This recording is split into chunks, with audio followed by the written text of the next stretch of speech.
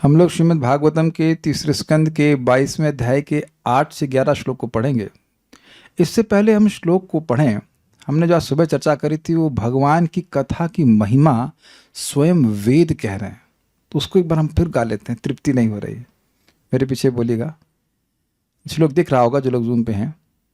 दूरवगमात्म तत्व निगमाय तवात तनो दूरवगमात्मतत्त्वनिगमाय तवात् तनो चरित महामृताब्धि परिवर्त परिश्रमणाः चरितमहामृताब्धि परिवर्त परिश्रमणः न परिलशन्ति केचिदपवर्गमपीश्वरते न परिलशन्ति केचिदपवर्गमपीश्वरते चरण सरोज हंस कुल संग विसृष्ट गृहा चरण सरोज हंस कुल संग विसृष्ट गृहा। एक बार सब लोग साथ में गा लीजिए। दूरवगमात्म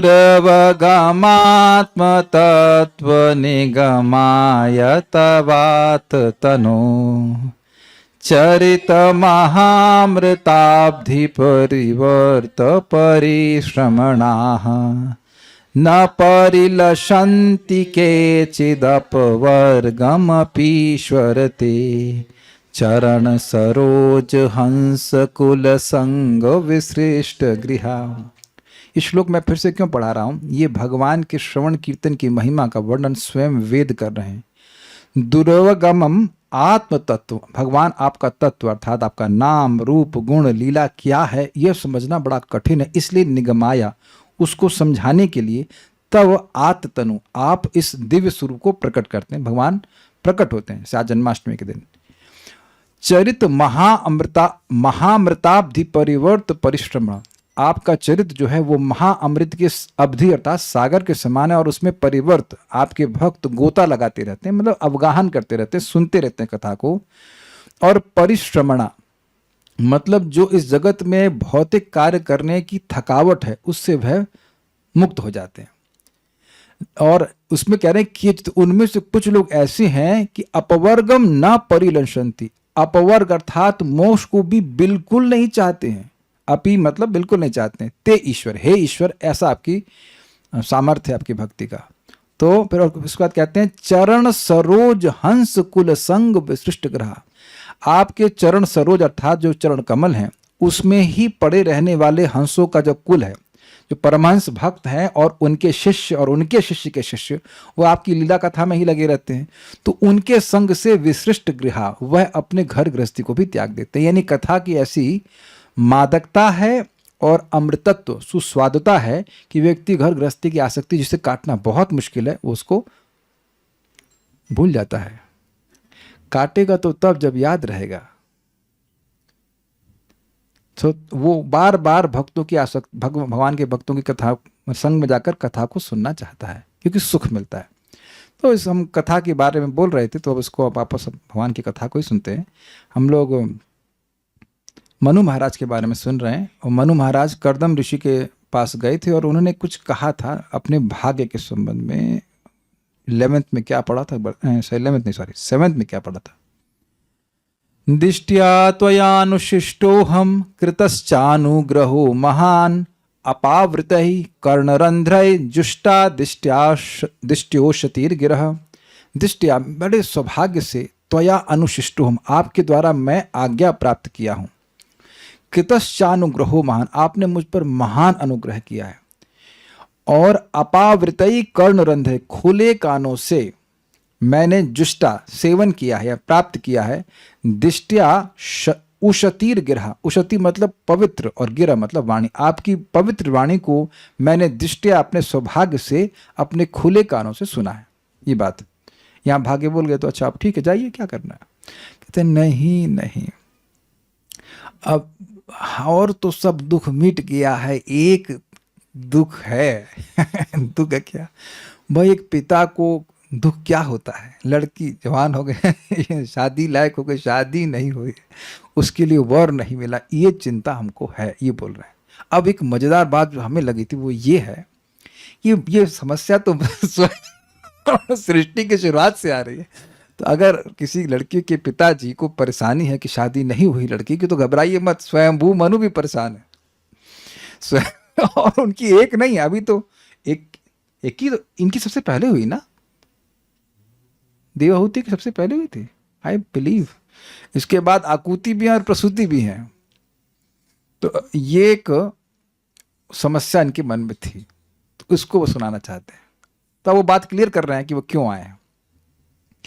स भवान दुहितृस्नेह परिक्लिष्टात्मनो मम, स भवान् दुहितृस्नेह परिक्लिष्टात्मनो मम, श्रोतुमर्हसि दीनस्य श्रावितं कृपया मुने। श्रोतुम् अर्हसि दीनस्य श्रावितं कृपया मुने। स भवान् दुहितृस्नेह परिक्लिष्टात्मनो मम, स भवान् दुहितृस्नेह परिक्लिष्टात्मनो मम, श्रोतुम् अर्हसि दीनस्य श्रावितं कृपया मुने। श्रोतुम् अर्हसि दीनस्य श्रावितं कृपया मुने।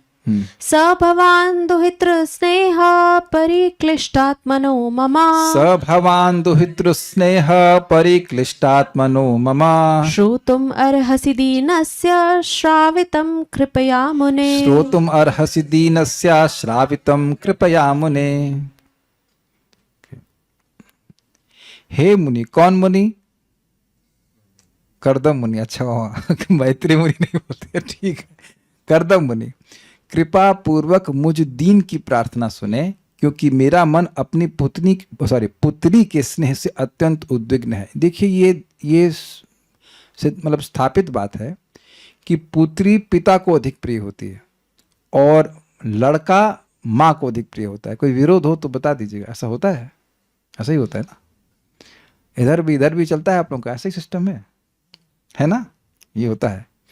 सनक सनातन प्रभु को बोले कि you don't know how much the daughter can soften the heart of a devotee, of father, क्योंकि वो जर्मन है, थोड़े से स्ट्रांग हार्ट हैं, स्ट्रांग विल्ड है, not heart but strong wild है, मतलब थोड़े से टफ हैं, तो रोते होते कभी नहीं। तो वो बता रहे थे कि मुझे मैं मिला था तो कह रहे you don't know how much the daughter can soften the heart of the father. विशेष मतलब होता है। वेदवाद में ऐसा भी है आपके घर में, ऐसा कुछ है आपके घर में? तो बहुत बार तो लड़के का झगड़ा पिता से हो जाता है, लेकिन बेटी से झगड़ा नहीं करते हैं, नहीं करते। तो ये स्वयं ये कुछ साइकोलॉजी होगी ऐसा कुछ। और वैसे हमने यह भी सुना है कि पिता का गुण बेटी में आता है और माँ का गुण बेटे में आता है, ये भी है। क्यों, आपका भी ऐसे कुछ है? इधर तो तीन है। तो आप समझ रहे हैं कि ये होता है। जरूरी नहीं कि पिता से झगड़ा हो, लेकिन अफेक्शन स्पेशली माँ से होता है। हम तो अपने बारे में बोलेंगे स्पष्ट, हमारे पापा से बात ही नहीं होती थी। कभी बात ही नहीं करते थे, झगड़ा नहीं, लेकिन कोल्ड वॉर भी नहीं कह सकते, जस्ट इनडिफरेंट। माँ से तो एकदम चिपक के रहते थे, बहुत प्रेम करते थे। ये जनरली देखा जाता है, ऐसा होता है। तो यहाँ पे स्वयंभू मनु से चल रहा है बात। मुने, हे मुनिवर अर्थात हे कर्दम मुनि, सह यानी वह, भगवान आप, कृपया यानी कृपा पूर्वक, दुहित्र स्नेह पुत्री के प्रेम से, परिक्लिष्ट यानी शुद्ध, क्लेश और परि मतलब परितः बहुत ज्यादा, आत्मना यानी मन वाले, मम दीनस्य श्रावितम श्रोतुम अर्हसि मुझ दीन की प्रार्थना सुनने में समर्थ हैं। अर्हसि का एक और अर्थ भी होता है, आपको करना चाहिए। मैं बहुत दीन हूं अपने बेटी के स्नेह के कारण, और इस कारण से, और आप बहुत दयालु हैं, तो आपको मेरी बात सुननी चाहिए।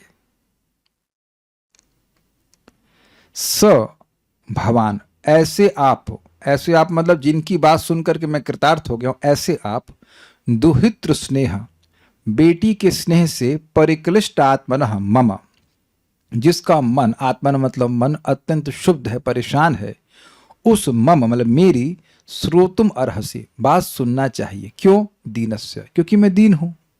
दीन मीन्स हेल्पलेस। श्रावितम कृपया मुने, आपको कृपा करके ऐसा सुनना चाहिए।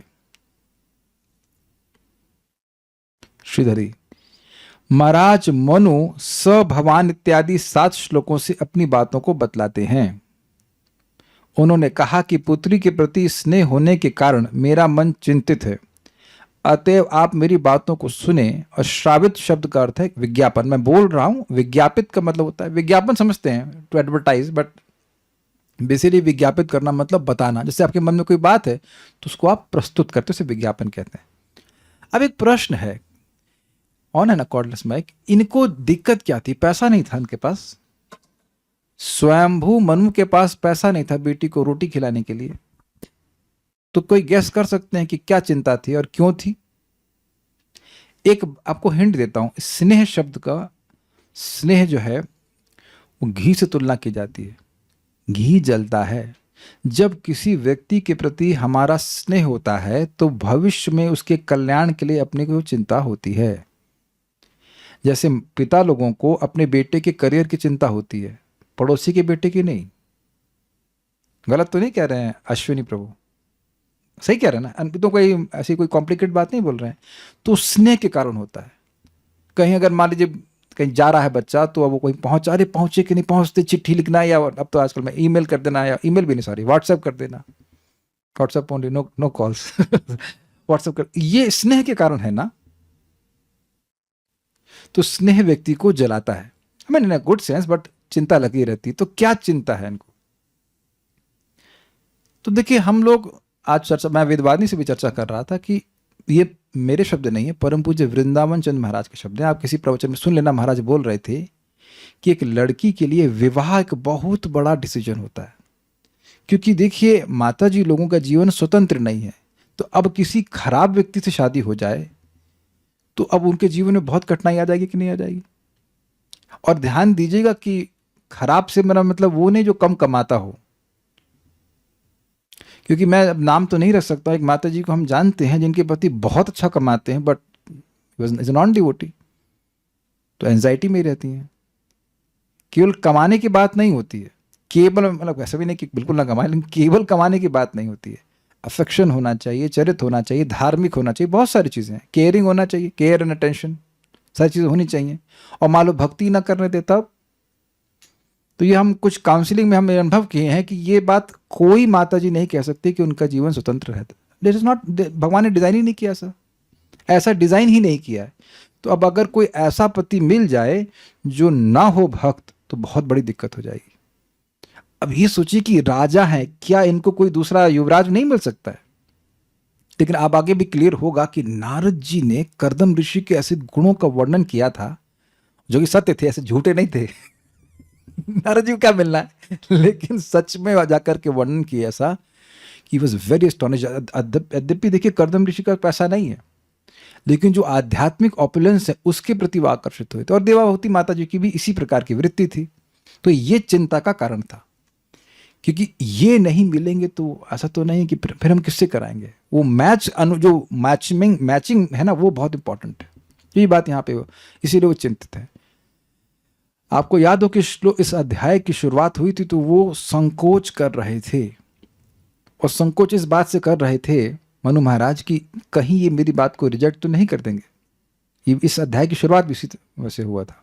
सारा दर्शन, आपके दर्शन से मेरे सब क्लेश नष्ट हो गए हैं, किंतु एक दुर्वार क्लेश मेरे हृदय में अभी भी विद्यमान है। दुर्वार का मतलब जिसको दूर करना बहुत कठिन होता है, जा नहीं रहा ये क्लेश। वह भी यदि आप आश्वासन प्रदान करेंगे तो मैं निशंक होकर प्रकट कर सकता हूं। यह कहते हैं सह, अर्थात आप ही प्रसिद्ध कृपा सिंधु हैं, ये अर्थ है। मतलब स भवान, श्लोक था ना, सब भगवान से शुरू हुआ भी यहाँ पे। तो कह रहे आप प्रसिद्ध हैं जीवों पर दया करने के लिए, तो आप दया करके अपने मुझे समय देंगे और मेरी बात सुनेंगे, तब मैं उसको बोल पाऊंगा। क्या आपके जीवन में ऐसा कभी नहीं हुआ है कि किसी श्रेष्ठ व्यक्ति के पास गए हैं और अपनी बात बोलने में संकोच हो रहा है कि क्या वो मेरी बात सुनकर गुस्सा तो नहीं हो जाएंगे? अगर कभी आप किसी महाराज के पास गए होंगे दीक्षा के लिए, तब डर लगता है, मना तो नहीं करते, गुस्सा तो नहीं हो जाएंगे? एक व्यक्ति को भी कोई अनुभव हुआ इस प्रकार के, किसी श्रेष्ठ व्यक्ति के पास गए हैं और बात बहुत सिंपल सी है और उनके लिए बहुत सिंपल ही होती है, लेकिन हमको भय लगता है कि अरे गुस्सा ना हो जाए या ना हो जाए ऐसे करके। तो इसलिए थोड़ा शंका से, तो भय से वह बोल रहे हैं कि आप कृपा सिंधु हैं और मैं बहुत दीन हूँ, मेरे, इसलिए दीन शब्द बोल भी रहे हैं, मैं बहुत दीन हूँ, आपको मेरी बात सुननी चाहिए। ठीक है। परिक्लिष्ट मतलब कन्या के प्रति स्नेहवशात मेरा अंतःकरण अत्यंत क्लिष्ट हो गया है, यह क्लेश मेरे विवेक के द्वारा भी दूर नहीं हो रहा है, यह भाव है। ये कुछ समझे। परि मतलब होता है परिता मतलब अत्यधिक, और क्लिष्ट मतलब क्लेश। तो देखिए, अब मैं उदाहरण थोड़ा नेगेटिव से मैं बोलूँगा। मान लीजिए किसी घर में कोई मृत्यु हो जाए। अब हम जानते हैं कि आत्मा को काटा नहीं जा सकता, जलाया नहीं जा सकता, ये नहीं हो सकता, वो नहीं हो सकता, तो वहाँ उस समय विवेक काम करता है, स्पेशली जब हम किसी से बहुत प्रेम करते हो। ये बीमार नहीं, मृत्यु की हम बात करेंगे कि उसमें कोई सोल्यूशन तो है नहीं। तो यद्यपि यह जानते हैं कि भगवान सब कुछ करने वाले हैं, ऐसा मत सोचिए कि स्वयंभू मनु को पता नहीं, वो महाजन है, महाजन है वो। 12 महाजनों में एक उनका नाम है, स्वयंभू, नारद, शंभु, कुमार, कपिलो, मनु। तो मनु महाराज महाभागवत हैं, भक्त हैं, फिर भी स्नेह है, इस कारण से वह चिंतित हो रहे हैं कि कहाँ मेरी लड़की की शादी होगी। ये बात है, कहीं उसका अकल्याण ना हो जाए, ये बात है। तात्पर्य, जब कोई शिष्य अपने गुरु से कोई संदेश प्राप्त करके उसे निष्ठापूर्वक संपन्न कर लेता है तो उसे अधिकार है कि वह अपने गुरु से चाहे जिस प्रकार के अनुग्रह के लिए याचना करे। समान रूप से भगवान का शुद्ध भक्त अथवा प्रमाणिक गुरु का शुद्ध शिष्य भगवान या गुरु से किसी अनुग्रह की याचना नहीं करता, किंतु यदि कभी गुरु से किसी प्रकार का अनुग्रह प्राप्त करने की आवश्यकता आ पड़े तो जब तक वह उन्हें पूर्णतया प्रसन्न नहीं कर ले तब तक उसकी याचना नहीं कर सकता। स्वयंभू मनु अपनी पुत्री के स्नेह के कारण अपने मन की बात प्रकट करना चाह रहे थे कि वे कौन सा काम कराना चाहते हैं। क्या कराना चाहते हैं? चाहते हैं कि शादी कर लीजिए लड़की से, हमारी लड़की से, ये बात बोल रहे हैं। ये बात आप आगे भी देखेंगे कि माता देवहूति की शादी जब कर्दम ऋषि से हो जाती तो एकदम निस्वार्थ भाव से अपने शरीर पे ध्यान न देते हुए सेवा करती हैं। उनके कपड़े मैले हो जाते हैं, शरीर दुर्बल हो जाता है, सेवा में लगी रहती हैं। तब एक दिन कर्दम ऋषि को ध्यान आता है अपनी पत्नी का, और फिर वो पूछते हैं कि क्या चाहिए, तो फिर वो कहते हैं संतान चाहिए, उसका और भी बहुत सारे व्यवस्था चाहिए, सब वो देते हैं। तो एक बड़ी इंटरेस्टिंग बात है कि अनुग्रह, भक्त लोग बोलते हैं अनुग्रह हाथ से नहीं रोम से प्रकट होता है। समझे? अनुग्रह हाथ से नहीं रोम से प्रकट होता है। ये क्या लैंग्वेज है? कहने का मतलब है कि खूब जब सेवा करते हैं तो अपने आप अनुग्रह प्रकट होता है किसी भी श्रेष्ठ व्यक्ति का। इट्स नॉट सिंपली सेइंग कि please give me your mercy, what you want to do with, what you have done to achieve that mercy. आप देखिए, बहुत ये भारतीय लोगों में होता है। भूरिजन प्रभु से मेरी बात हुआ था, श्रीमान भूरिजन प्रभु जो प्रभुपाद जी के शिष्य हैं, तो अपलो जी please bless me, I may have some taste for Bhagavatam. तो कह रहे हैं ये भारतीयों की प्रॉब्लम है कि ब्लेसिंग्स चाहते हैं लेकिन करना कुछ नहीं चाहते। वो सोचते हैं कि ब्लेसिंग से ही काम चल जाएगा। देखिए, ब्लेसिंग की आवश्यकता है लेकिन आपको मेहनत भी अपनी करनी पड़ती है। प्रभु जी please bless me that I may have taste for chanting. अरे भाई, आपको स्पष्ट बताया गया है प्रभुपाद जी के द्वारा, भक्तों के द्वारा, नाम अपराध से बचिए, हरे कृष्ण मंत्र नियमित रूप से जब कीजिए आपको टेस्ट मिलेगा। तो केवल ब्लेसिंग से काम नहीं चलता है। So we must endeavour to please the teacher. और ये एक बड़ी इंटरेस्टिंग बात है। मतलब एक छोटी सी मैं कहानी बताऊंगा। शुक्राचार्य जी के पास मृत संजीवनी विद्या थी। तो क्या नाम है उनका, वशिष्ठ नहीं, बृहस्पति जी के बेटे का नाम कच्छ शायद, if I am not wrong, शायद कच्छ नाम था उसका। तो कच्छ को वो बोले कि जा करके शुक्राचार्य जी के पास इस मृत संजीवनी विद्या को सीखो। तो 500 साल वे उनकी सेवा किए, if I am not wrong, total time था 1000 साल। तो उसे 500 साल कुछ सेवा की, तो कुछ वो बताए, और उसमें भी बहुत से, और यहाँ तक कि ये हद हो गई कि उनकी लड़की, शुक्राचार्य की लड़की को इनका डांस पसंद था, कच्छ का, तो उसके लिए नाचे भी। हद हो गई।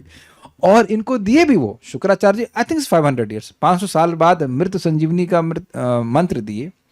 लेकिन अब इनकी लड़की का नाम क्या था? देवयानी था ना, आई थिंक देवयानी, ना देवयानी था। तो देवयानी कच्छ से शादी करना चाहती थी। May be wrong but I think it is Kutch नहीं, कच्छ नाम था।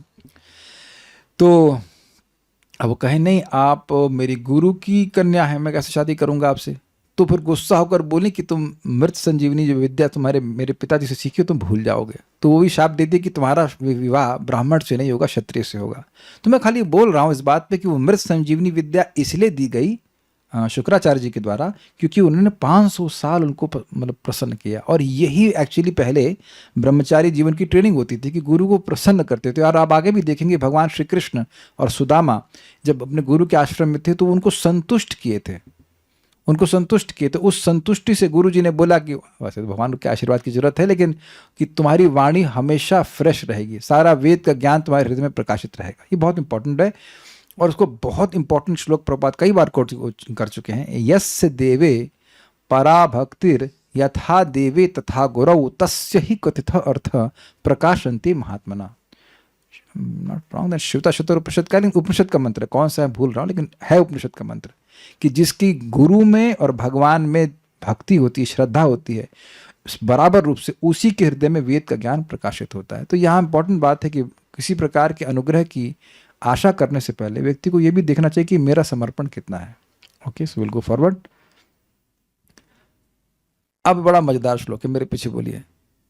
अब वो सीवी दे रहे हैं सीवी होता है ना, बायोडेटा बायोडेटा दे रहे हैं लड़की का कि बायोडेटा में जानते हैं ना वो उसके भाई क्या करते हैं ये चलता है, तो ये भी बता रहे हैं बायोडेटा हमारी लड़की को सुन लीजिए। प्रियव्रतोत्तान पदो स्वसेयं दुहिता मम, प्रियव्रतोत्तान पदो स्वसेयं दुहिता मम, अन्विच्छति पतिं युक्तं वयःशील गुणादिभिः, अन्विच्छति पतिं युक्तं वयःशील गुणादिभिः।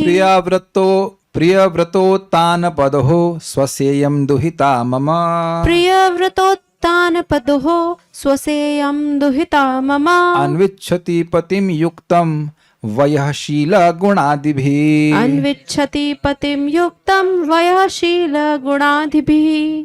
प्रियव्रतोत्तान पदो स्वसेयं दुहिता मम, प्रियव्रतोत्तान पदो स्वसेयं दुहिता मम, अन्विच्छति पतिं युक्तं वयःशील गुणादिभिः, अन्विच्छति पतिं युक्तं वयःशील गुणादिभिः। मेरी पुत्री प्रियव्रत तथा उत्तानपाद की बहन है। अब ये दो नाम ही बहुत बड़े हैं ठीक है, मतलब हम कोई और मटेरियल नाम नहीं लेना चाहते, लेकिन कोई बहुत बड़ा व्यक्ति है उसकी बहन है, अरे तो उसको कह देने से समझ लेना चाहिए कि बहुत बड़े व्यक्ति हैं। इसके और भी आशय हैं, वह आयु शील गुण आदि में अपने अनुकूल पति की तलाश में है। अब तलाश का मतलब she is desirous of marriage, ऐसा नहीं कि वो फोन मतलब खोज रही हैं, but she is desirous of marriage. जबरदस्ती आपसे क्या कहते हैं, जबरदस्ती आपसे पल्लू नहीं बांध देंगे। She is not disinclined for marriage, सही बोला ना, ऐसा नहीं कि शादी नहीं करना चाहती और हम घर से बस बाहर निकालने के लिए उसकी शादी कर दे रहे, नहीं, उसकी शादी करने की इच्छा है। देखिए इसको हम इस तरह से रिलेट कर रहे हैं, लड़कों के लिए नौकरी और लड़कियों के लिए शादी इंपॉर्टेंट होती है। अब हम जहां नौकरी ज्वाइन किए थे एनटीपीसी में, हम नौकरी करना नहीं चाहते थे, इसलिए करते भी नहीं थे, कुछ नहीं करते थे जाते थे, आ जाते थे, खाना बनाते थे, खा के सो जाते, कुछ नहीं करते थे। तो जब छोड़ना हुआ हमको तो हमने कहा सर आपको काहे को रख रहे हो, हम करेंगे ही नहीं काम। जब आपको इच्छा ही नहीं है तो क्यों करेंगे नौकरी, बताइए। नौकरी मतलब रहने, कहेंगे आप, मैं उनको बोल दिया आप मुझे फ्री सैलरी दोगे मैं काम ही नहीं करूंगा, और निकाल आप सकते नहीं हो तो कभी निकाल दो, बेहतर होगा। तो जो व्यक्ति, एक सिंपल बात, जो लोग कभी शादी करना चाहते तो आप समझ लीजिए कि अगर कोई लड़की शादी नहीं करना चाहती है तो मत कीजिएगा, वो कभी प्रेम नहीं कर पाएगी, and you can't blame her for that. अगर वो आपसे शादी नहीं करना चाहती है तो जबरदस्ती नहीं करना चाहिए कभी, शी विल नेवर, आप उसको फोर्स नहीं कर सकते। और ये ऐसा हो, मैं नाम नहीं रख सकता हूँ, लेकिन मैंने ऐसे केसेस देखे हैं, she did not want to marry, और उसके बाद वो पति जो है कहीं अपना 1.5 साल अलग रह रहे हैं, वो अपना कुछ करियर बना रही हैं। ऐसा होता है क्या, ऐसा होता है? प्रभु जी आपसे माता जी कभी दूर गई हैं आज तक? नहीं ना, हमको बता रहे थे एक हम नाम ले रहे, रत्नेश प्रभु बता रहे थे अपने अम्बाला वाले, कह रहे 40 साल हो गए आज तक कभी हम लोग अलग नहीं गए। कहते हैं कभी मायके जाती तो मैं भी वहीं चला जाता बट माता जी का अफेक्शन है, you know, that's the whole point. How can you serve a person whom you don't love? तो कुछ अफेक्शन होना चाहिए, उस कुछ होना चाहिए, तब ना वो सेवा करेंगी, ये बात है। तो पति की इच्छा है उनकी। इयम, यह क्यों बोल रहे हैं? इयम भाई, यह का मतलब है यहीं पे तो है, ये लड़की को साथ में लेके आए, ऐसा नहीं कि अभी डेट फिक्स करेंगे 5 महीने। कभी कभी लोग बोलते हैं हाँ शादी कर लेंगे 2 साल के बाद। तो ये क्यों नहीं कहते कि 50 साल के बाद? What is this, you want to marry, you marry, क्या झमेला है? आप लोगों को वैसे कोई बोले तो समझ लीजिए करना नहीं चाहता। 2 साल के बाद, 5 साल के बाद, अभी this is strange for me. ईयम का मतलब ये लड़की है, ऐसा नहीं कि हम 5 साल के बाद लेके आएंगे, नहीं नहीं नहीं। ईयम यही, ये मतलब इसी से कराने की बात कर रहे हैं। मम दुहिता, मेरी पुत्री, प्रियव्रत उत्तानपद हो, प्रियव्रत और उत्तानपाद की स्वसा अर्थात बहन है, छोटी बहन। वह मतलब होता है अवस्था अर्थात उम्र, शील मतलब स्वभाव, गुण मतलब गुण, स्वभाव और गुण आदि इत्यादि में युक्तम पतिम अन्विच्छति, अपने अनुकूल पति की तलाश में है। मैं फिर ये रिपीट कर रहा हूं, आपके सामने श्रीमद् भागवतम है, आप एस्ट्रोलॉजी को काट नहीं सकते हो। ये नहीं काट सकते मतलब नहीं काट सकते। जिन लोगों ने भी ये काम किया है कि भाई गुण उण कुछ नहीं मैच कराए और शादी कर दी, केवल वो वोटेवर क्या कहते हैं उसको, पैसा देख करके, वो नहीं चली, नहीं चली। अभी नाम तो नहीं रख सकते, एक भक्त हैं, भक्त मतलब उसकी शादी नहीं हुई थी, बड़े भाई की शादी हुई थी, वो भी शादी नहीं करना चाहता था उस लड़की से। इधर से 25 लाख खर्च हुए, उधर से 25 लाख खर्च हुए शादी में, उसके बाद फिर डिवोर्स में 40 लाख खर्च हुए। हो गया 1 करोड़ का नुकसान। you have to understand, you can't live with a person constantly, literally constantly all life, जिसकी आपसे मतलब क्या कहते हैं, साइकोफिजिकल साइकोलॉजी बिल्कुल ना मैच करे। आप कहेंगे ईस्ट जाओ, कहेंगे नहीं वो वेस्ट जाओ। आप कहेंगे साउथ जाओ, तो कहेंगे नॉर्थ जाओ। और मैं एक भक्त को बता रहा था, उसको मैं बोला, वार्न भी क्या कि नहीं करो, गुण नहीं मैच करेंगे। बाद में तब तो खैर भगवान की कृपा से ठीक हुआ, लेकिन पॉइंट इज वेरी सिंपल। मैंने उनको समझाया कि आप दोनों लोग अच्छे हो, लेकिन एक दूसरे के लिए नहीं। कुछ समझे बात? ये एकदम अभी वेदवादिनी जानती हैं कि काउंसलिंग है, वो भी एक लड़के से शादी करना चाहते हैं, ये घनाडम का नाम, उन्होंने बोला नहीं भाई तुम्हारा नहीं मैच कर रहा है। अब हो गया, अब तो शादी के पहले ही वो अलग हो गया, आप परेशान हो रही हैं। तो आपके सामने ये बहुत इंपॉर्टेंट बात है। ऑब्वियसली शायद ये क्या नारद जी बता ही दिए हैं कि सब सेटिंग पहले से कर दी। नारद जी तो त्रिकाल दृष्टा जानते हैं, उनको तो एस्ट्रोलॉजी देखने की जरूरत भी नहीं, नोज कि क्या होगा। तो ये सेटिंग तो भगवान विष्णु की है ना यहाँ पे। This is very important. कभी आप लोगों के संग ऐसा हुआ है कि आप किसी को सिंपल सी बात कह रहे हो, समझ नहीं रहा? हैज इट हैपेंड कभी हुआ? एक सिंपल सी बात, हम भक्ति की बात भी नहीं कर रहे हैं, एक सिंपल सी बात, सिंपल सी बात, वो समझ ही नहीं रहा है, वो अपनी दुनिया में आप अपनी दिमाग में सर फोड़ते रही, नहीं समझ में आता बात। तो ऐसी अवस्था नहीं आनी चाहिए। व्यक्ति को बहुत कष्ट हो जाता है भक्ति करने में। हम एक व्यक्ति को जानते हैं, भक्त तो नहीं है लेकिन हमारे मित्र हैं, तो कह रहे प्रभु जी जिंदगी बीत गई, हम ही खाना बनाते केवल माता जी रोटी बनाती। 5 लड़कियां, मैं हंस रहा था, 5 लड़कियां और 1 लड़का होने के बाद भी जिंदगी भर वो आज तक कि वही सब्जी बनाए, वही दाल बनाए, और माता जी काम केवल रोटी बनाना। What, this is very bad, this is very bad. ऐसा तो ना होना चाहिए। प्रियव्रतो उत्तानपद, प्रियव्रत और उत्तानपाद की स्वसेयम बहन है। इयम मतलब स्वसा प्लस इयम, ये बहन है। ये मतलब दिखाई रहे हैं, बायोडेटा यही खोल रहे हैं कि ये जो है ना आपके सामने ये है। और दुहिता ममा, मेरी बेटी है। इस सब के वर्ड रहस्य टीका देखना तब मजेदार है कि क्यों कह रहे हैं कि इनकी बहन और मेरी बेटी है। अन्विच्छति पति युक्तम, युक्त मतलब होता है सही, सही पति को ढूंढ रही है, मतलब इसकी इच्छा है। किस रूप में? वयः, उम्र ठीक होनी चाहिए। शील मतलब स्वभाव अच्छा, स्वभाव मैचिंग होना चाहिए, और गुण मैच करना चाहिए। आदि मतलब अन्य गुण भी मैच करने चाहिए। आप गण बोलते हो ना उसको, गण। जैसे लड़की या लड़का कोई राक्षस गण का है, तो राक्षस है नहीं, राक्षस गण का है तो उसकी जो पत्नी अगर वह भी राक्षस गण की होगी तो ठीक होता है।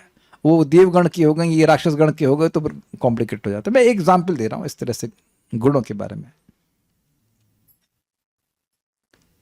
श्रीधरी, यह कन्या प्रियव्रत और उत्तानपाद की बहन है, ऐसा कहने से पुत्रिकाकरण की आशंका दूर हो गई है।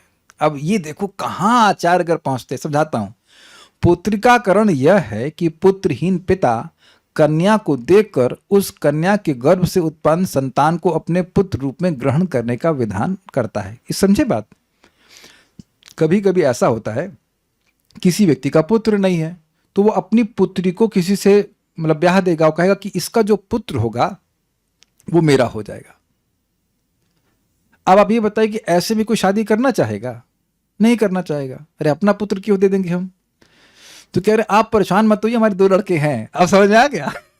उत्तानपाद और प्रियव्रत है हमारे पास, हम आपका कोई भी संतान होगा उसको नहीं लेने वाले। पुत्री भी कभी कभी लेते हैं, लेकिन पुत्रिकाकरण का दोष नहीं है, ये कोई कठिनाई नहीं है। बस अमेज्ड कि ये तो हम कभी सोच ही नहीं सकते थे। आप लोग सोच सकते थे इस बात को सुन करके?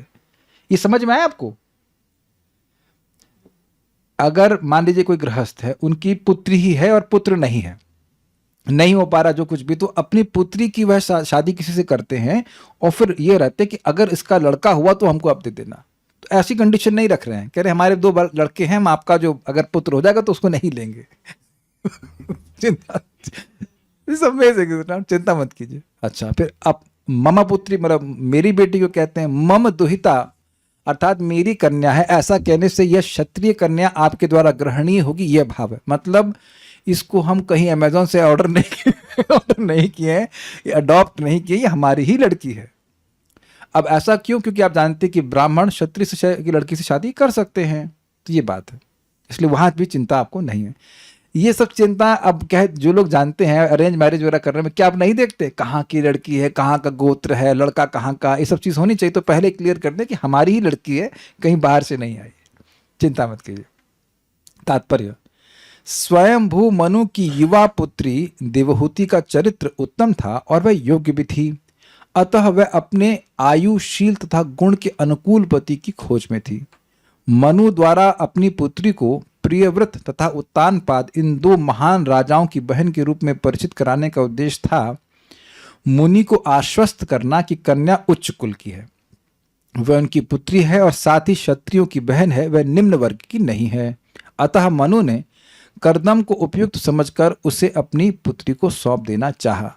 यह स्पष्ट है कि यद्यपि देवहूति आयु तथा गुणों में वयस्क थी, किंतु वह स्वतः पति का चुनाव करने के लिए वहां नहीं गई। उसने अपनी आयु, शील तथा गुण के अनुकूल उपयुक्त पति के लिए इच्छा व्यक्त की और पिता ने स्नेहवश उसके लिए ऐसा पति ढूंढने का भार अपने ऊपर ले लिया। ध्यान देना हो कि बेटी पिताजी से नहीं कहती हैं, बेटी माँ से कहती है कि हमको इस प्रकार का पति चाहिए, और उसके बाद माँ कन्वे कर देती है पिता को। ये जनरल ट्रेंड है, अब आगे आजकल तो कुछ चेंज हो गया है, वो अलग बात है, उसकी हम टिप्पणी नहीं करना चाहते। ठीक है, लेकिन एक बात बताइए, देखिए अभी मैं जो बात कर रहा था माता जी का, उनका संग दिक्कत हुआ कि नहीं? हम लोग समझा रहे थे, कहते बड़े लोगों के रूप में नहीं कीजिए, उनके माता पिता ने कुछ समझाया नहीं। अब देखो कितना परेशान है, वो खा नहीं पा रही हैं, मतलब इमोशनली इन्वॉल्व हो गई, और वो लड़का छोड़ के चला गया, लड़का चरित्र ठीक नहीं था। तो this is very very important कि केवल इन्फैचुएशन समझते हैं, इन्फैचुएशन समझते केवल सुंदर लग रहा है, ये ऐसे करके शादी कर लेना ठीक नहीं है। मुझे वो शब्द याद है, एक माता जी बोले कि हम तो पीएचडी देख करके कि इंग्लैंड से पीएचडी है शादी कर लिए। हमने कहा आपको पीएचडी की सही इन्फॉर्मेशन नहीं पता, पीएचडी मतलब परमानेंट हेड डैमेज। तो आपने हेड डैमेज वाले शादी करी तो क्या करेंगे? ठीक है, एनीवेज। अब बड़ा मजेदार बात बोल रहा है कि देखिए, अब अगर मान लीजिए कहें कि भाई ये अपने गुण के अनुसार लड़की ढूंढ रही है, तो जरूरी तो नहीं कि हमारे गुण से मैच करते हो।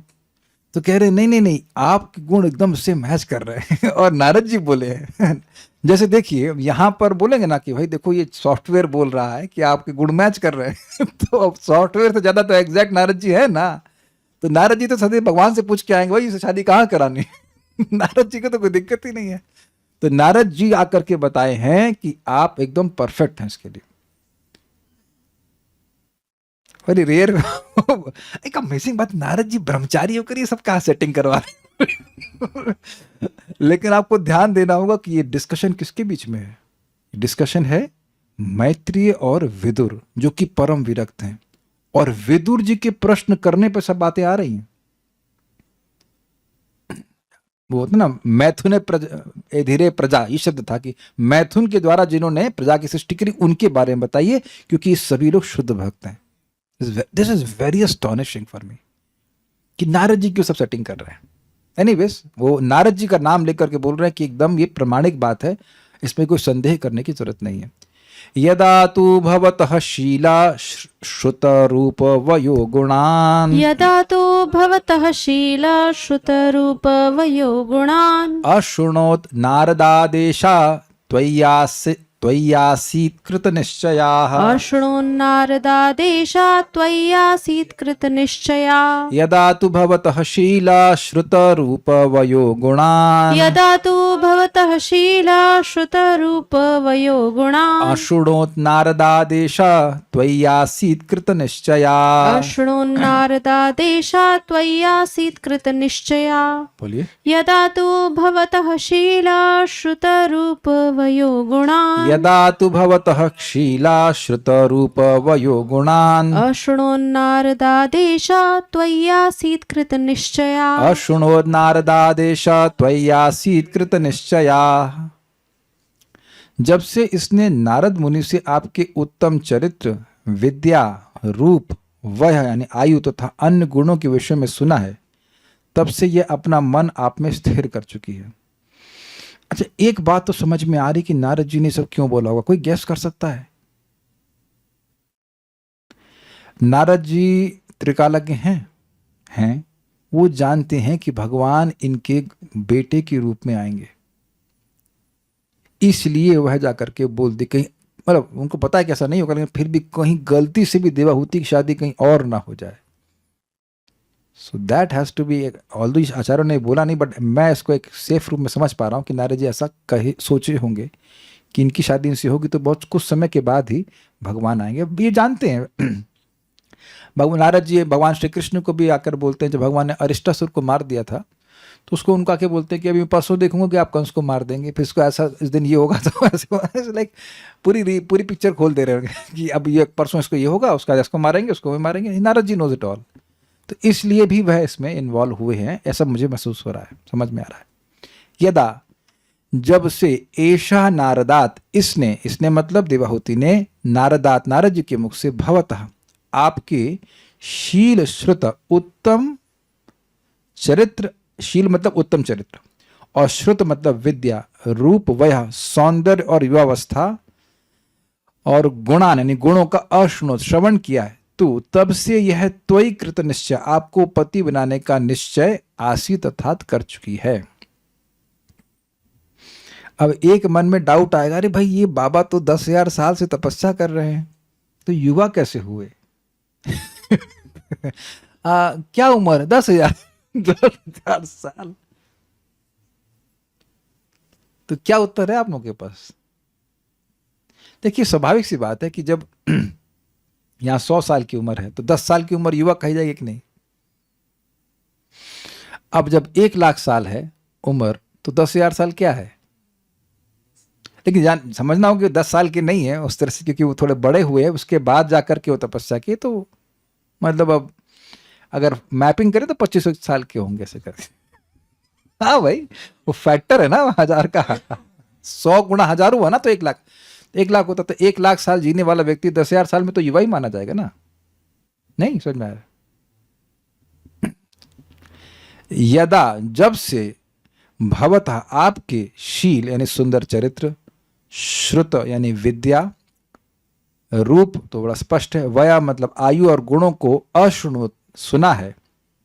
कहां से सुना है? नारदाद, नारद जी के मुख से सुना है। नारद जी कहने का ही मतलब हो गया कि प्रमाणिक व्यक्ति से सुनी है, अपने मन से नहीं सुनी। इसका मतलब स्पष्ट है कि भाई इनका भी विश्वास है, नारद जी से सुनी है, और हमारा भी विश्वास है कि गुण है। एक चीज बताइए, किसी में कोई गुण है वो कैसे मालूम चलता है? आप किसी नए व्यक्ति को मिल रहे हो तो आपको तो नहीं पता है। अरे मैंने बोला कि जो नया व्यक्ति है, तो नए व्यक्ति के बारे में कोई प्रमाणिक व्यक्ति बोलेगा तब ना। देखिए, शादी में बहुत झूठ चलता है। अब कुछ ऐसा जब हम कुछ झूठ बात बोले तो हमारी बात काट देना, लेकिन चलता है ऐसा। लेकिन हमारे भगवान की कृपा से सद्गुण, हम झूठ झाट नहीं बोलते, कुछ नहीं, हम ये गुण ये हैं, इनकी ये गुण। कभी हमको कैसे बोलना भी पड़ा कि भाई ये देखिए आप ऐसा, ये सब सिस्टम है जो हम जितना हमको पता है, बाकी वो वेरीफाई आप लोग आगे कर लेना, हमको नहीं पता।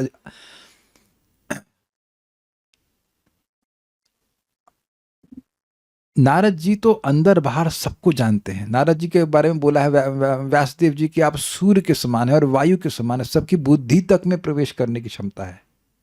प्रथम स्कंद में बोला ना, नारद व्यासदेव जी ने बोला। तो अब ऐसे व्यक्ति से आप कैसे बच सकते हैं? ही नोज इट ऑल, ना स्कैन कर सकते हैं कि कौन व्यक्ति कैसा है।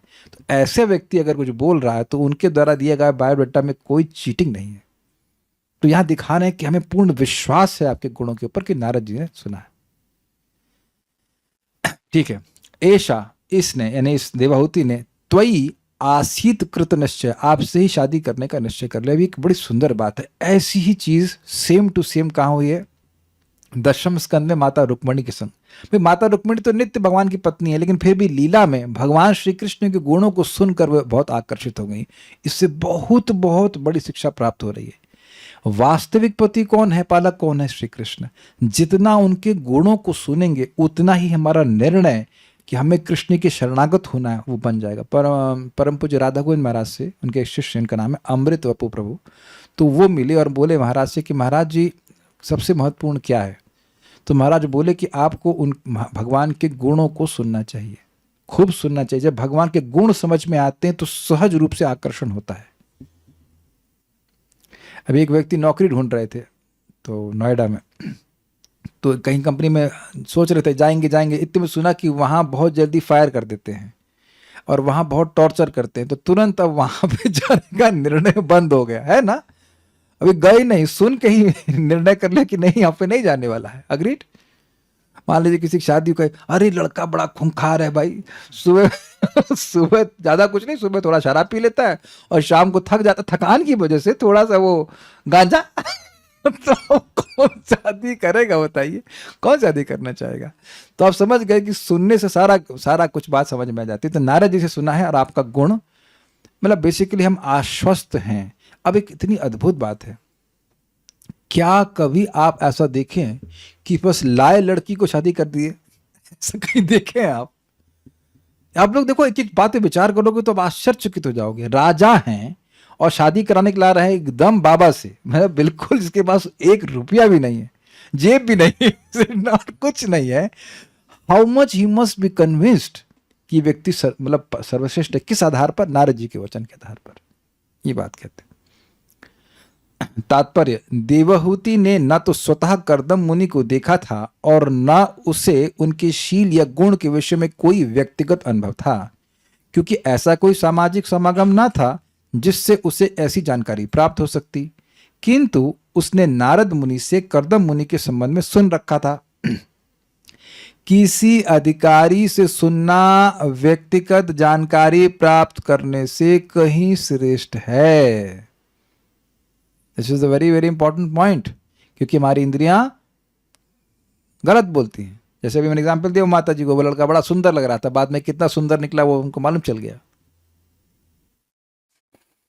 उसने नारद मुनि से सुना था कि कर्दम मुनि उसके पति होने के योग्य हैं, अतः उसने अपने मन में निश्चय कर लिया था कि वह उन्हीं से ब्याह करेगी।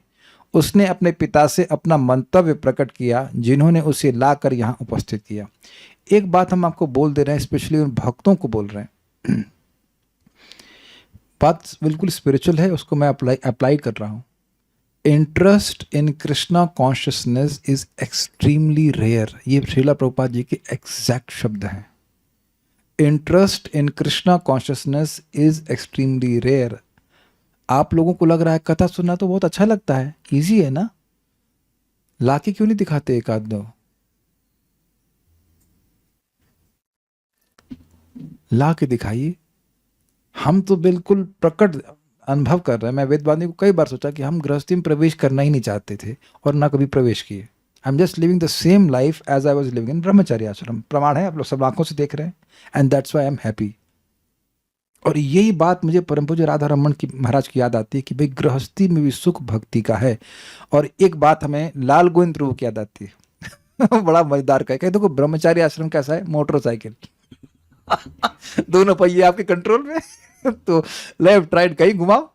लेकिन गृहस्थ आश्रम कैसा है, कार जैसा, वो उधर वाला पंचर हो गया तो अब गाड़ी जाम तो, तो अब मान लो श्रीमती जी हैं, मैं थोड़ा इधर निंदा करूंगा फिर प्रभु जी की निंदा कर लूंगा। अब श्रीमती जी को आलस आ रहा है भोजन बनाने में, स्नान करने में, खाना बनाने में, ये कथा सुनने में, तो आपकी हो गई भक्ति।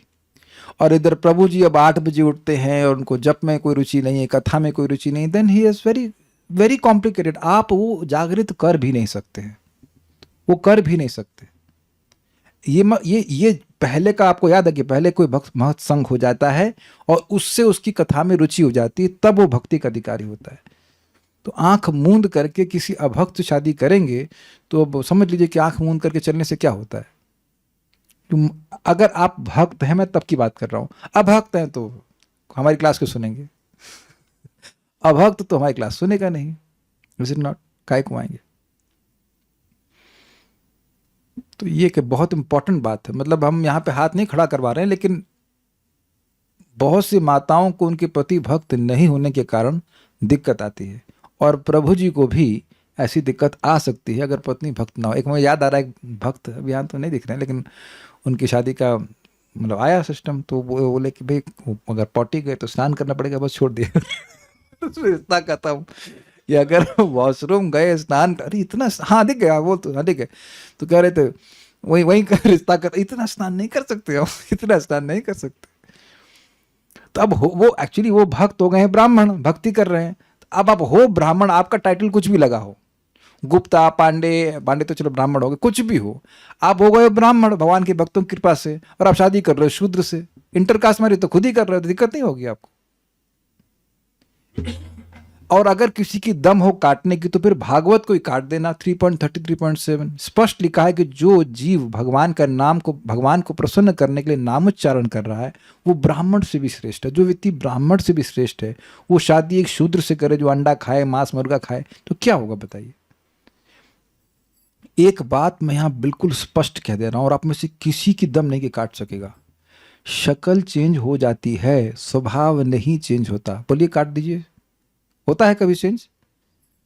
तो शक्ल मैच कराने की बजाय स्वभाव मैच कराइए, वो बहुत अच्छा होगा। स्वभाव नहीं मैच करेगा तो बहुत दिक्कत होती है। सोचिए, दोनों का उत्साह हो भगवान का नाम जप करने का, दोनों का उत्साह हो भगवान की भक्ति करने का, तो बहुत अच्छा। और आप आगे देखना कि इस प्रकार का उन्होंने जीवन लिया है। अरे हम केवल ये शादी की मतलब गृहस्थी की बात नहीं कर रहे, हम अपने आश्रम की बात कर रहे हैं। आश्रम मतलब ब्रह्मचारी आश्रम में थे, एक व्यक्ति ज्वाइन किया, शादी किया ब्रह्मचारी आश्रम से। अब उसको ब्रह्मचारी बनना ही नहीं था, अपने घर परिवार में पढ़ाई नहीं करनी थी, इसलिए ज्वाइन किया वो अब मैं उसको उठाऊं मंगल आरती के लिए तो ना उठे। फिर मैं स्नान करने चला गया तो कहा, तो समझ गया कि प्रभु जी तो अब वापस नहीं आएंगे, सीधे मंगल आरती के लिए निकल जाएंगे। जाकर के नीचे सो गया गेस्ट रूम में। तो मैंने कहा क्या कर रहे हो यार, क्योंकि जैसे मैं जब आश्रम ज्वाइन किया था, देयर वाज नो क्वेश्चन कि मुझे कोई उठाए, या कभी कभी वक्त हेल्प कर देते हैं, लेकिन अपनी तरफ से कोई डिसइंक्लिनेशन नहीं थी मंगल आरती जाने की। आप समझ रहे हैं बात, समझ रहे हैं ना। आर्मी में व्यक्ति खुद से स्वेच्छा से जाता है, तो अगर भक्ति का उत्साह नहीं है तो फिर आप क्या करेंगे, वो तो टायर पंचर ही रहेगा, उसको हर चीज भार लगेगी। Is it not? ये सब बातें हैं। अरे ये भक्त क्यों आ गए, इनकी सेवा क्यों करनी पड़ेगी, मेरे चाचा आए हैं तब मैं खिलाऊंगी उसको, ये है कि नहीं? तो ये सब चीज ठीक नहीं है। बट मैं केवल थ्योरी से नहीं बोल रहा हूं, हम एक्सपीरियंस से बोल रहे हैं। This is very very important. भक्ति करके ही जीव सुखी हो सकता है, मैच कर लेना चाहिए। आखिरी श्लोक, तत्प्रतीच्छा द्विजाग्रे माम श्रद्धयोपहृतां मया। तत्प्रतीच्छा द्विजाग्र्ये मां श्रद्धयोपह्यतां मया। सर्वात्मनानुरूपां ते गृहमेधीषु कर्मसु।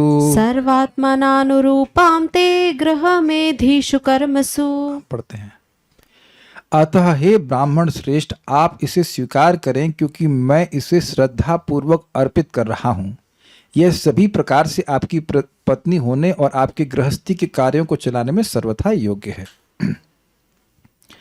द्विजाग्र, हे विप्रवर, अग्र मतलब होता अग्रगणी, हे विप्रवर, मया मैं इमाम, इसे मतलब दिवाहुति को, श्रद्धया उपहृतम, श्रद्धा पूर्वक आपको समर्पित करता हूँ। ये श्रद्धा का मतलब क्या है? आपको याद है कि भगवत गीता में बताया कि कोई भी तपस्या, यज्ञ या दान श्रद्धा से किया जाना चाहिए। क्या है? कन्या दान है। तो उनको दान किसको दिया जाना चाहिए? सतपात्र को दिया जाना चाहिए। काफ़ी इंटरेस्टिंग है अगर इस बात पर विचार कीजिए। अगर आप कन्या दान की बात कर रहे हैं तो जो शराबी है उसको दान किया जाता है। आप में से कितने लोग शराबी को दान करना चाहेंगे? अब देखिए, मेरे शब्द बिल्कुल अजीब से लग रहे होंगे ना।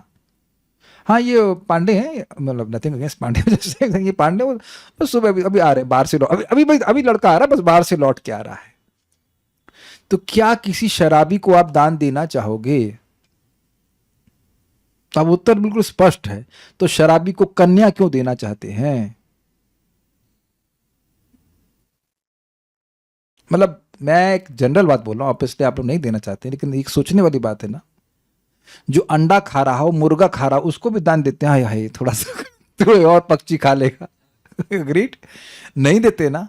तो ऐसे जगह कन्या क्यों दे रहे हैं? सी, आई हैव सीन, मेरी माँ मांस नहीं खाती थी और हमारे पिताजी की तरफ सब लोग मांस खाते थे। She suffered like anything. बहुत उनको दिक्कत होती थी इससे। अब बाद में मजबूरी में करना पड़ता, बनाना पड़ता, but it's very very incompatible situation, very incompatible. बातें याद आ जाती हैं। तो हम खाली बोल रहे हैं कि ये कन्या दान है, तो दान तो सतपात्र को दिया था, इसलिए कह रहे मैं श्रद्धा पूर्वक दे रहा हूं। आप सतपात्र हैं, आपको समर्पित कर रहा हूं, आप स्वीकार कीजिए। तत् प्रतीक्षा, अतः इसे स्वीकार कीजिए। अश्रद्धा का मतलब, अरे ठीक है करा देते शादी, झंझट छूटे, ऐसे नहीं कर रहा हूं, बड़ी श्रद्धा से दे रहा हूं। ते गृहमेधुषु कर्मसु, आपके गृहस्थोचित कार्य के लिए यह सर्वात्मना अनुरूपम, सब प्रकार से अनुकूल है। यह कहने की क्या जरूरत है भाई? ऐसा नहीं कि आपको खाना बनाना सिखाना पड़ेगा। ये भी है कि आजकल लड़कियां पढ़ाई करती रहती हैं और रोटी नहीं बना पाती हैं। ऐसा मत सोचिएगा कि हम खाली बोले जा रहे हैं, ऐसा नहीं होता है। ऐसा होता है बहुत बार, क्योंकि नहीं कर खाना नहीं बनाना होता है, सिखाते हैं। हमारे सर ने सिखाया था, लीला पुरुषोत्तम प्रभु बता, हम तो बता नहीं, वक्त बता रहे थे कि मतलब मेरे आईआईटी में आने से पहले शादी हो गई थी उनकी, तो सर सिखाए। बाद में माता जी एक्सपर्ट हो गई, तो काहे नहीं सिखाना पड़ा, घर में नहीं आता था। माता जी का नाम है सुर सरिता माता जी। तो मैंने उनसे पूछा, माता जी आप इतना अच्छा खाना कैसे बनाती हैं? कहते हैं बहुत सिंपल ट्रिक थी मेरी माँ की, परिवार की। हे जाके जरा सब्जी छौंक देना, ना सब्जी कटवाएंगे ना कुछ करेंगे, केवल इतना करना, सब्जी जाके छौंक देना। तब छौंकने में तो कोई कठिनाई नहीं है। तो बच्चियां इसी प्रकार से सीख जाती थी। थोड़ा अच्छा बेटा थोड़ा रोटी बना देना, थोड़ा ऐसा कर देना। तो बचपन से इस प्रकार की ट्रेनिंग होती थी। तो ये नहीं कि जब शादी हुई तो अब रोटी बेलना शुरू कर रही है, ऐसा नहीं है। शी नोज इट ऑल, ये कहने का अर्थ है। देखिए, अब आप हम हैं यहाँ तो हम बोल रहे हैं, लड़कियों की डिग्री नहीं देखी जाती है। डिग्री से क्या होता है बताइए? क्या करेंगे डिग्री का? स्वभाव देखा जाता है, काम कर सकते हैं घर का, ये इंपॉर्टेंट है। हाँ ठीक है, मेरी बातें थोड़ी सी कन्वेंशन लग रही होंगी, दैट्स अ डिफरेंट थिंग, लेकिन that's what girls like to be. Actually they want to be in home and serve the family, that's how they are happy. इस संबंध में भक्ति परम पूज्य भक्ति विज्ञान महाराज बता रहे थे, वेरी इंटरेस्टिंग। उनकी एक शिष्या थी, उनकी शादी हुई, भक्त से हुई। तो उन्होंने कहा कि you serve him as a menial servant. अब उनको बड़ा अजीब सा लगा, विदेश में सेविका के रूप में हम सेवा करेंगे। लेकिन जब वो सेवा करने लगी, then she become very happy. क्योंकि देखिए, भगवान ने जो सिस्टम बनाया है उसी से चलने से हम सुखी रहते हैं। भगवान की सिस्टम विपरीत जाने से नहीं होता। लेकिन आप समझिए, आप समझने का प्रयास कीजिए कि पति बहुत अफेक्शनेट है। एक हमारे गॉड ब्रदर हैं, उनकी पत्नी 100 रुपए की कुछ कपड़ा ले आई अपने लिए, तो वो गुस्सा हो गए, तुमको इसीलिए हम पैसा नहीं देते, 100 रुपए कपड़ा क्यों लेके आती हो, अच्छा कपड़ा पहनो। तो आप देखो कि अगर पत्नी से प्रेम है तो काहे वो एकदम खराब कपड़ा देगा उसको। दैट इज, ये महाराज भी प्रवचन में बोले थे, आप लोग शायद सुने थे। महाराज कह रहे थे कि ये पति लोग बहुत तड़क भड़क दिखा देते हैं लेकिन ऐसा नहीं है कि अफेक्शन नहीं है, बहुत अफेक्शन होता है। एक बता रहे थे माता जी का बात की, कुछ तो था, क्लास थी, छूटने का बात हुई, तो बोले, खुद माता जी बोले कि कोई पूछा उनको या कुछ हुआ था कि आपके पति आएंगे लेने के लिए? अरे क्यों नहीं आएंगे, क्यों नहीं आएंगे? एक मैं आपको सच्ची घटना बताता हूँ, बड़ी इंटरेस्टिंग। ये परम पूज्य राधा गोविंद महाराज समझाते हैं। एक बार एक माता जी थी और बहुत धनाढ़ परिवार से थी। तो उनके पति बहुत पैसे वाले थे, बिजनेसमैन थे। तो वो एक जगह साड़ी खरीदने के लिए गई, आप जानते हैं माता जी लोग क्या करती हैं, ये दिखाओ वो दिखाओ, ये दिखाओ वो दिखाओ, वो जीक गया कि तुमको लेनी भी है या बस खाली देख ही रही हो। अब उसको बड़ा क्रोध आया, तो उसने वो बहुत दुखी हो गई, जाकर अपने पति को बोली कि हमको ऐसा बोला है कि ये, नहीं फोन से ही वहाँ पे बोली कि हमको बोल रहा है कि तुम्हें लेना नहीं, खाली ऐसे देख रही हो, तो मैं चाहती हूँ कि इसकी दुकान का सारा कपड़ा आप खरीद लीजिए। अब वो पति समर्थ थे, तो अब अपनी पत्नी की सेवा से संतुष्ट थे, तो वो सारा कपड़ा खरीद दी और सारा कुछ वह गरीबों में बांट दी। तो what I am trying to say कि सेवा के द्वारा व्यक्ति को बिल्कुल पति जो है वो कंट्रोल में आ जाते हैं, लेकिन ये चीज़ ना सिखाकर क्या सिखा रहे हैं, इंडिपेंडेंट बनो, ये करो वो करो, फिर उसके बाद कठिनाई झगड़ा। लेकिन इसमें एक बात जरूर ध्यान रखिएगा, ये भगवान का शब्द है, भगवान विष्णु कहते हैं दुर्वासा को कि जैसे एक पतिव्रता नारी अपने सतपति याद रखिएगा, सतपति को सेवा के द्वारा पूरा कंट्रोल में ले लेती है, ऐसे ही मेरे भक्त मुझको पूरा कंट्रोल में ले लेते हैं सेवा के द्वारा। समझे बात? लेकिन ये ध्यान रखिएगा कि पति सत होना चाहिए, असत नहीं होना चाहिए। देखिए एक बात बहुत इंपॉर्टेंट है, एक सतपति इस कृतज्ञ रहता है अपनी पत्नी की सेवा के प्रति, अब किसी के प्रति भी कृतज्ञ रहता है जो सेवा करता है। तो पत्नी कितनी तरह से सेवा करती है उसकी कोई लिमिट नहीं है, बहुत सेवा करती है, तो वो सेवाएं उसको याद रहती हैं। ही becomes more and more obliged and that's why becomes control, not that कि कंट्रोल करने की भावना है। मैं कुछ समझा भी पा रहा हूँ? ये चीज़ महाराज ने बोली थी, बहुत अच्छी बात भक्ति स्वामी सिंधु की क्लास में, कि देखिए हाँ ये हो सकता है कि स्त्रियां बहुत फिलोसफिकल नहीं हो, दैट मे बी देयर, लेकिन जो भक्ति में सबसे महत्वपूर्ण चीज है और वो क्या है, सेवा भाव, उसमें और शरणागति, सरेंडर और सेवा भाव, ये सबसे ज्यादा भगवान ने स्त्रियों को दे रखा है। तो इस बात को कह रहे हैं कि आपके अनुकूल रहेंगी, ऐसा नहीं कि वो कहीं और चली जाएंगी या कुछ काम, घर का काम नहीं करेंगी, ऐसा कुछ भी नहीं है। करदम ऋषि को क्या एक्सपेक्टेशन है, जो साधना कर रहे हैं, भक्ति कर रहे हैं, उसमें सहायता करें, है कि नहीं। तत्प्रतीक्षा द्विजाग्रम इमाम, आपको मैं दे रहा हूं, उस मतलब अपनी लड़की को मैं दे रहा हूं, हे ब्राह्मण वर, श्रद्धया उपहृता मया, मेरे द्वारा बड़ी श्रद्धा पूर्वक आपको दिया जा रहा है। सर्वात्मना अनुरूपाम, ते आप क्यों दे रहे हैं, क्योंकि हर प्रकार से आपके अनुरूप है। गृह में दिशु कर्म, आपके जो भी गृहस्थ के कार्य है उसको करने में सहायता करेगी। अगर आपको याद हो तो ये बात भी तो वह भगवान विष्णु से कहे थे कि हमें गृहस्थी के जो धर्म है उसको करने के लिए अपने स्त्री चाहिए, पत्नी चाहिए।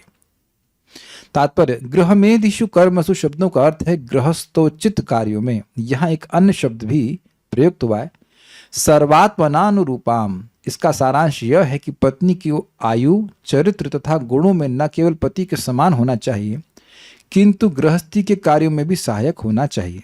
मनुष्य का गृहस्थोचित कार्य केवल इंद्रिय तृप्ति ही नहीं, वरन पत्नी संतानों के साथ रहते हुए आध्यात्मिक जीवन में उन्नति करना है। क्लियर है? जो ऐसा नहीं करता वह गृहस्थ नहीं वरन गृह मेधी है। देखिए इस बात को समझिए, गृहस्थ मतलब गृह में स्थित, लेकिन मेधा भगवान में इजी, और गृह मेधी मतलब घर में ही मेधा लगी हुई है। मेधा मतलब बुद्धि लगी है, बच्चों को यहाँ पढ़ाना है, ये करना है, वो करना, उसी में फंसे हैं, लेकिन भगवान का नाम जप करना ये सब कहीं नहीं। ये बात है। संस्कृत शब्द साहित्य में दो शब्द प्रयुक्त मिलते हैं, एक है गृहस्थ और दूसरा गृह मेधी है। गृहस्थ एक आश्रम भी है, किंतु यदि कोई गृहस्थ होकर केवल इंद्रियों की तुष्टि करता है तो वह गृह मेधी है। क्लियर है? गृहमेधी के लिए पत्नी बनाने का अर्थ इंद्रियों की तुष्टि करना है, किंतु गृहस्थ के लिए योग्य पत्नी आध्यात्मिक कार्यों में उन्नति के लिए सब प्रकार से सहायक के रूप में होती है। पत्नी का कर्तव्य है कि वह गृहस्थी के सारे कार्यों को संभाले, ना कि पति से स्पर्धा करे। अब देखिए हम लोग यहां श्रीला प्रभुपाद जी के तात्पर्य को पढ़ने के लिए तो बैठे हैं, और आप अब प्रैक्टिकल देखिए क्या ये सब आज समाज में हो रहा है कि नहीं हो रहा है। तुम अपने अकाउंट में बताओ कितना पैसा, हम नहीं बताएंगे, इसमें तुम खर्चा करो, अने हम तो इसमें खर्चा करेंगे, किराया, घर किराया, ये दो। Is is not happening.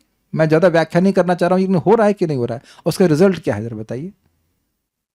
मैंने कई बार रिपीट किया, मैं फिर रिपीट कर रहा हूं, मैंने अपने आंखों से देखा। अब मैं उससे रिलेट कर पाता हूं कि मेरे पिताजी सैलरी लाते थे, दुर्गा जी का मंदिर था, वहां रख देते थे। हम लोग तो चोर थे नहीं बचपन से ही, तो हम चोरी नहीं करते थे। मदर वॉज मैनेजिंग एवरीथिंग, हमें तो पता नहीं चलता था कैसे मैनेज कर रही हैं, लेकिन सब कुछ वो मैनेज करती थी। इधन हमको भी कुछ मान लीजिए डोनेशन मिलता है तो हम अपना अलमारी में रख देते हैं ना, ये जो भी सब्जी लाएं कुछ भी लाएं करें, तो ना हम इस पर देख रहे हैं ये हमसे कुछ कंपटीशन कर रही है, वैसे कुछ कर रही हैं। बल्कि कुछ मन भी था इनका कि प्रभु जी हम एस्ट्रोलॉजी का कुछ कर लें, हमने कहा आप लाएंगे हम दान कर देंगे, तो पर मेहनत करने के बजाय यही काम करो, अपना जप करो, कथा सुनो, भक्ति करो। अच्छा होगा कि हम लोग सेटिस्फैक्शन की वेल्थ को बढ़ा लें, उससे वो बहुत काम आएगी। परम पूज्य राधानाथ महाराज बड़े सुंदर बात कह रहे थे कि जितना आपके पास होगा उतना ही सोचेंगे कि इतना नहीं होगा तो मैं जीऊंगा कैसे। जो लोग भी पैसा कमा रहे हैं वह इस बात का खंडन करें। अब ये अमेजिंग इल्यूजन है ना, जितना होगा आपकी लाख रुपए सैलरी है, सही है, फिर 2 लाख हो जाएगा, अरे इससे कम में कैसे चलेगा, तो 1 लाख में कैसे चल रहा था आपका। फिर ये कितना अमेजिंग है ना कि हमारी इच्छाएं बढ़ती चली जाती हैं, चादर फैलती जाती है और टांग भी फैलती जाती है और दिमाग बिल्कुल ही फैल जाता है और पूरा समय उसी में व्यक्ति लगा रहता है।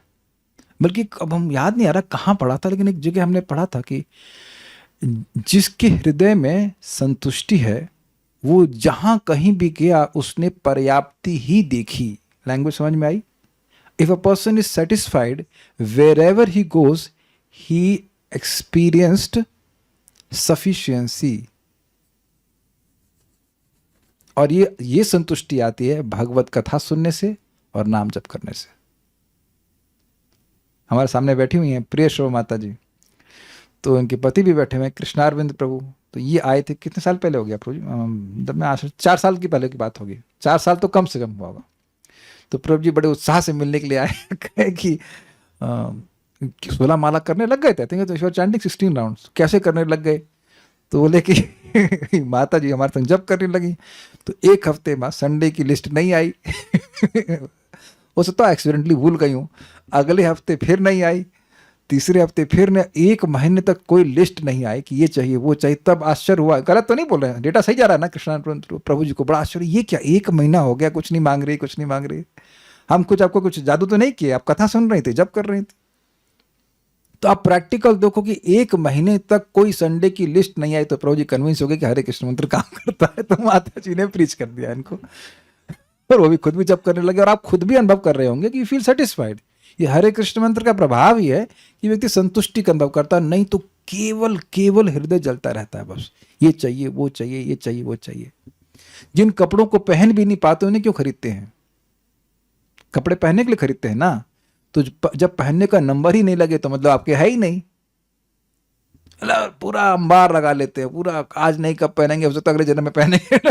Come on, you just be happy, not be happy, you will remain happy. अगर आप जप अच्छे से करें और भगवान की कथा सुने, 2 चीज करें, अपने आप संतुष्ट रहेंगे, जितना है वो खूब संतुष्ट है। And then you will not be satisfied in, you will never be satisfied to help others. मतलब कभी संतुष्टि होगी ही नहीं कि हमने बहुत लोगों की सहायता करी है।